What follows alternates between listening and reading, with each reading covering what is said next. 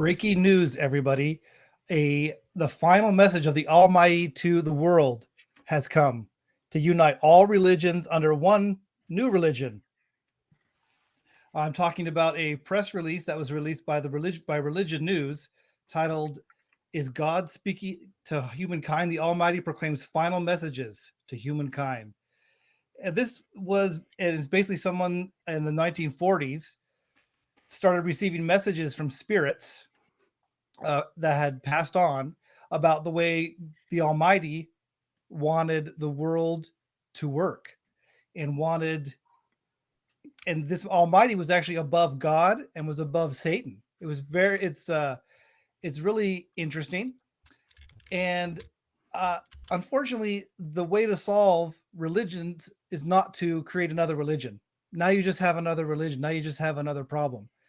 And if we've got one more religion, which one are we going to follow? You're just going to have another group of people fighting another group of people over what's supposedly true and what supposedly isn't true.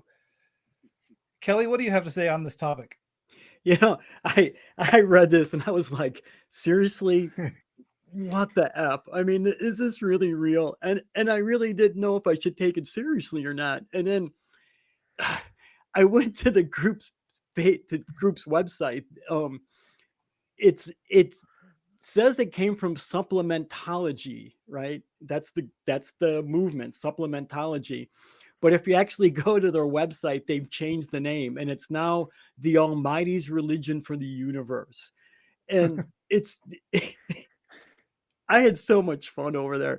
It's just another one of these religious doctrines revealed through somebody channeling an angel or a spirit, and it was all written down. And now we have some books that somebody wrote this stuff down in, but we can't talk to the people who channel the spirits because we don't know who they are, like with the Book of Urantia, or the person is now dead, so we can't talk to them. And it's just such a bunch of BS to me. The information that came out of this particular book that was found by a guy who made himself a minister, actually, after finding it. And he became the high priest of this new church, all because he found these books that were conveniently donated to a nonprofit that he was volunteering at. So it's all pretty weird thing. So Dr. Rich, you want to follow up on it? Yeah, it's got this historical precedent again.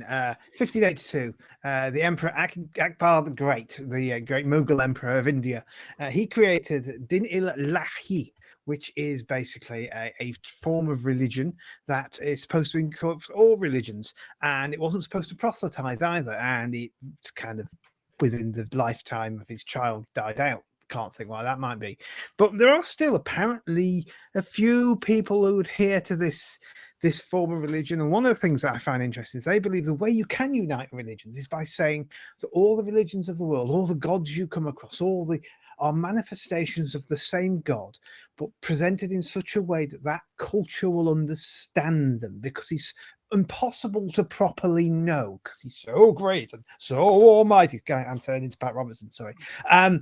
And so he comes as an elephant god to some people, and he comes as speaking through his angel to other people, and he comes as the son of to other people. And of course, that argument is absolute pants. So, because those gods are so different that it would make no sense at all.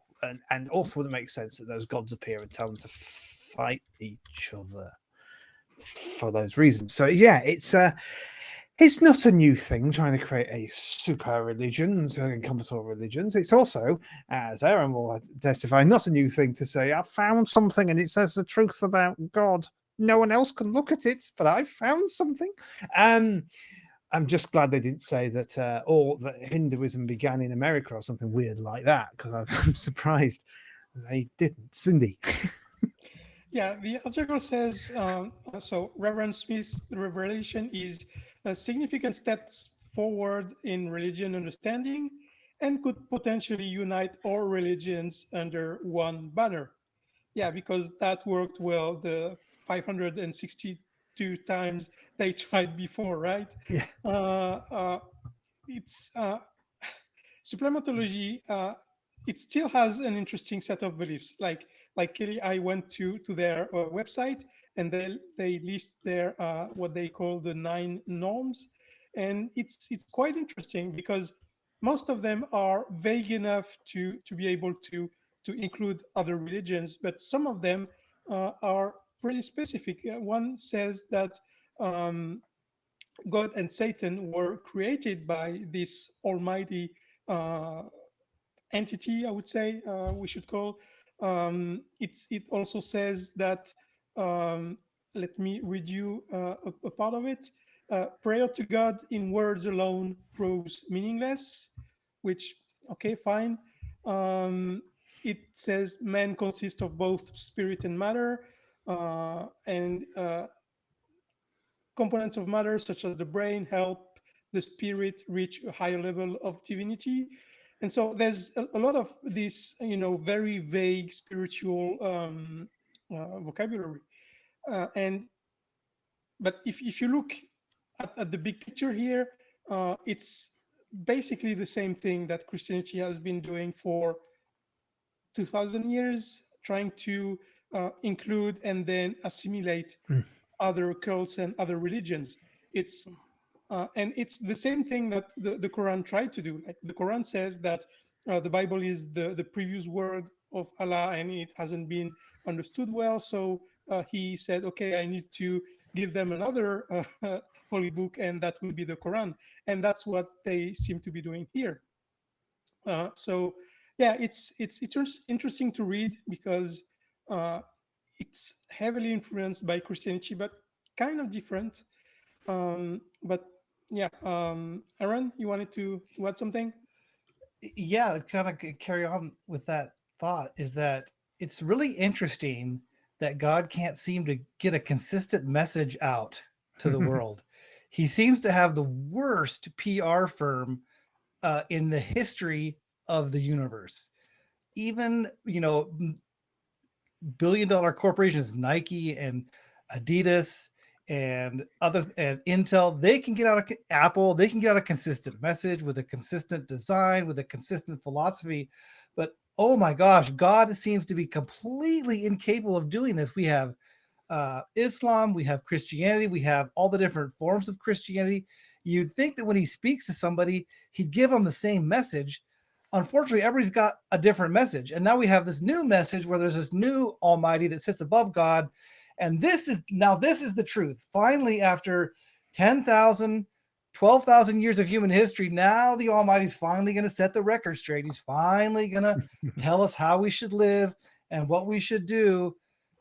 That's not how it works. If God really wants people to know, and he's really omnipotent, as a lot of religions believe, he should be able to give a consistent message to us and have us some way to verify that what somebody is saying actually comes from him.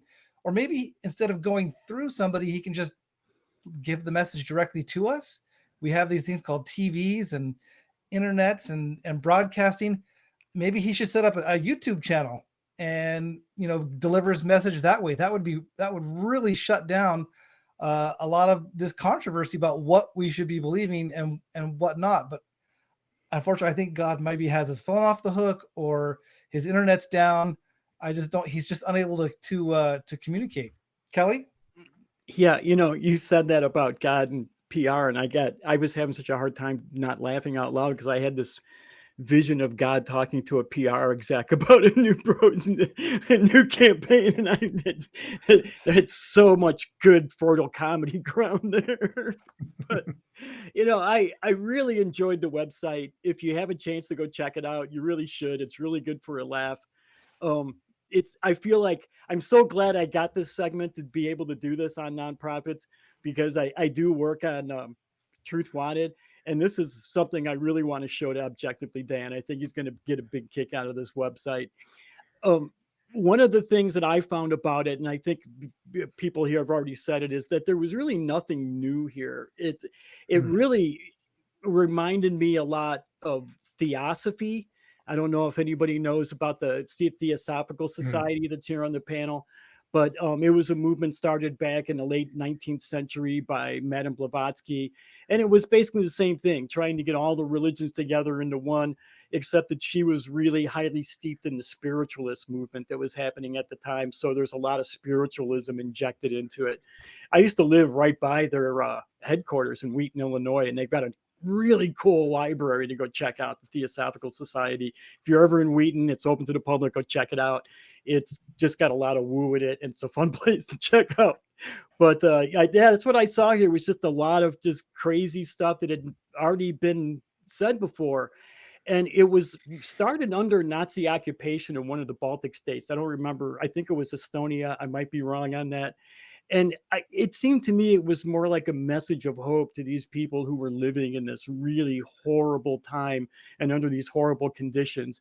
And it might have been a way for them to cope with it, but it's hard to say. You know, it really is. Dr. Rich, I know you have more you want to add. Yeah, well, actually, funny enough, I was going to mention theosophy. Gandhi was a theosophist. Everyone assumed he was a Hindu, but he wasn't. He was actually a theosophist. He was just leaning towards the Hindu traditions with his theosophy. Mm-hmm. Later in life, he wore a suit and was a lawyer when he was younger, of course. But it's, yeah, I find it's the other thing it kind of reminds me of. Firstly, I love this idea of there's an almighty who is above God. So who's above the Almighty? Well, it's turtles all the way down, of course, isn't it? And that's where we're going to go with this. We need to find the biggest turtle. And this seems to be what happens with religion. If you read David Hume's work, David Hume talks about how every religion tries to get the biggest, hardest God. So, yeah, look, me, my God's bigger than your God. He can kick your God's face in, that kind of thing. And this is again what's happening here. Yeah, your God's all well and good, but he's actually beneath our God, because our God's better and he's the Almighty. And for some reason, he created another God rather than doing it all himself. And that's a bit rubbish. And it's a long line of trying to explain with multiple gods, like Manichaeanism, if I pronounce that, remember that correctly, which was St. Augustine's original religion, which basically is there's two gods, and one's a bad guy and one's a good guy. And the bad guy is the Old Testament God. The good guy is Jesus, who came to earth to create some kind of celestial gateway past the bad God so you could get to the good God's heaven. Which actually makes the Bible make more sense than general Christian reading, because it separates this one from that one. Don't seem to be the same guy. But I just find it's brilliant that in some ways, that these things keep popping up, that you keep having. Oh, and by the way, what is it with the surname Smith? Why is it Smith again? Why are these Smiths finding these documents and starting these religions? I'm going to think Augustine might have been called Augustine Smith or something when he sort of created modern Christianity as we understand it. Was it Paul Smith? St. Paul Smith as well. It just seems to be a Smith thing. But it's great. It's because this is a bit of fun. I don't think they're going to take over American government and the world government after anytime soon. Although, please visit me in the jail they create in 20 years once they've done that, and tell me how foolish I was. But it's fodder for fun, and to look actually into the birth of religion and how religions start and how religions form and how people persuade people of things based on nothing, based on the old, I found this, can I see? No. Why not? Well, I don't have it anymore. Why not? Because it's gone. Okay, so what did it say? It said this. Oh, that sounds brilliant. But I really, really do want to see it. Well, you can't. Oh, but it was definitely there, wasn't it? Yeah, definitely there. Well, it feels good to me, so I'm in. Yeah, it's kind of how often have we seen that? And I almost feel like I want to send every religious anthropologist I know, and I know a couple, to that website and say, check this out. Have a dig in this. You'll love this. This will be awesome. You'll love that. Cindy, do you love that? I do, and something else that cracks me up a little bit is that. So basically, we didn't explain it maybe entirely, but some people received God's voice in 44, and then this Reverend Smith, he found those books and then translated them and then spread the message basically. So I wonder what those people were doing in 1944, because it seems like Europe was a little bit busy at the time. So how did they find time to, speak with God and then write all of this? And this Almighty, didn't he have anything else to manage at the time? Uh, I mean, a lot of people were dying, I think, at that time, and the only thing he had time for was speak to a couple of people so that they can spread the message in the 70s. That just makes no sense Are you at all. questioning God's plan? Looks like I am. Yeah. You Yeah. have to have Go have ahead. faith. Strike me. Yeah, when I researched the source of this article, it's from a website, the Religious News Service, and it's basically a site that regurgitates press releases. You can pay them some money, send them a press release, and they'll publish it on their website, and then it gets picked up. I'm pretty sure that this probably same article gets republished every few years. Somebody will pay money to get it republished to try and proselyte their view and get people to follow them, and the idea behind it, it's a good idea. Let's bring people together and stop fighting about this. And I can get behind that. Let's stop fighting about this. But like I said, forming a new religion isn't the way to do it. Religion is faith-based. There's no facts. There's no science behind it. You have to believe it just because you have to believe it. And, anybody can come up and say, hey, God spoke to me and he said this. Well, anybody can claim anything. And unfortunately, we as humans, we're bias machines, right? We do not see the world the way it really is. All you have to do is what are those called? I can't even remember, but our eyes, we don't see the world really the way it is. We can't hear things the way the world really is. The center of our eyes actually doesn't have any receptors on it. And so, but our brain takes what's missing, takes the other things that we see and replace and make it so that we don't have an empty spot in what we see. And science is all about getting rid of the biases and find out what's true by coming up with hypotheses, by testing things, and getting rid of our confirmation biases and things like that, so that what we get at is bias-free, and it's as close to the truth as we can make it. Kelley? Yeah, that's really right on. That's awesome. I do want to point out that while these books were supposedly written in 1944, we don't know that they actually were. We don't know if they're really from 20 years later, when our Reverend Smith found them in the box that was donated. So it's, when we base, like, I want to say, wow, this might have been written by somebody who was just looking for comfort in these hard times. But, it could be too that it was written 20 or 30 years later as a way to con people. And making this claim that it was channeled is nothing new either. This is something that's been used a lot. If anybody knows who Edgar Cayce was, he was supposedly channeling spirits, and they were writing the stuff down. I mentioned the Book of Urantia earlier, which was also channeled spirits, and it just kind of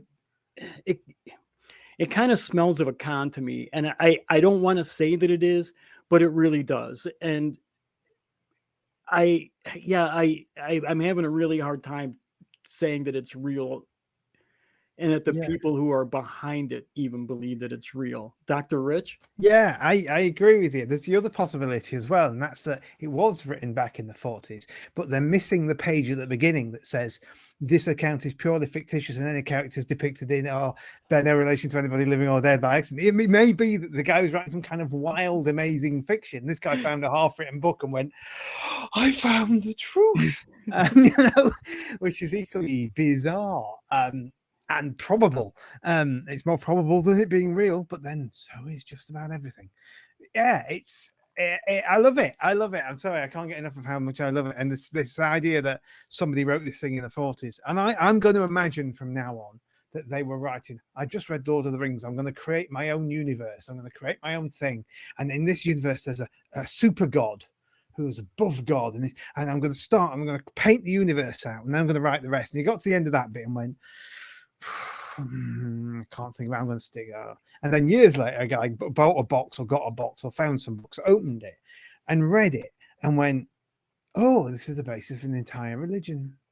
I'm going to believe that in my heart with no factual basis because I want faith. No, it's just an amazing thing that this can happen. And also, what kind of person finds a book like that, reads what it says in it, and their first thought isn't, "Oh, this is interesting. It's a document from history. Isn't it weird?" The first thought is, "Oh, this must be true. I'm convinced it's real." I mean, you need to get your brain outside your brain and look at facts. That's what they did. The early empiricists, Francis Bacon and that, they were trying to find a way to find reality without using their flawed brains. And that's why we've got empiricism. I think a bit more of that needs to go on when you find an old document with waffle in it. Just a tiny little bit, maybe. I'm just saying. Cindy, are you an empiricist? What you were saying just reminded me of a novel I read when I was a kid. It's about an alien who comes to Earth with a message, and the message of peace is so powerful that all nations stop waging war and start talking to each other. And as soon as the alien goes back to his planet, then it appears that the peace that the rulers imposed was just so that they can destroy each other better at the same time. And so as soon as the alien goes away, the entire planet blows up. And that's what it felt a little bit when I started reading this thing. Is this message comes from God directly, and it's supposed to unite everyone, and as it says, unifying all mankind and shed new light on universal faith. And that's kind of the vibe I got from this. Yeah. Religion, new religions, they don't bring anything new into the world. They're kind of like our AIs at the moment. Our AIs, they don't come up with any new creative thoughts. They just kind of regurgitate thoughts that are out there and do it into some new form. And it seems like religions, that's what they do, is they kind of take what's already there and kind of mix it up a little bit and spit it back out. But there's nothing new from religion. There's no new moral systems, no new moral codes that get pushed out. They're just kind of always trailing behind where the rest of us are. Rich, you have some thoughts on AI? Just one thought on AI. One of the big purposes of AI that scares the Jesus out of me, because I've been reading it recently, is that they're trying to create AI that can be as convincing as possible, that can convince you of any argument.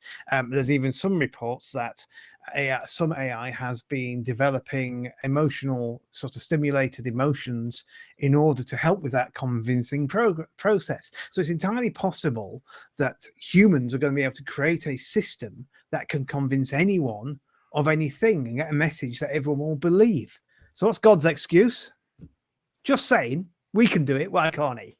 Anyway, I'll leave it at that. Yeah, I'd love to jump forward in the year about 1,000, 2,000 years and see what new religions were there and how they got started. And maybe there will be a Lord of the Rings religion in 1,000, 2,000 years. Maybe the former president will be a religious figure. I mean, he's already kind of.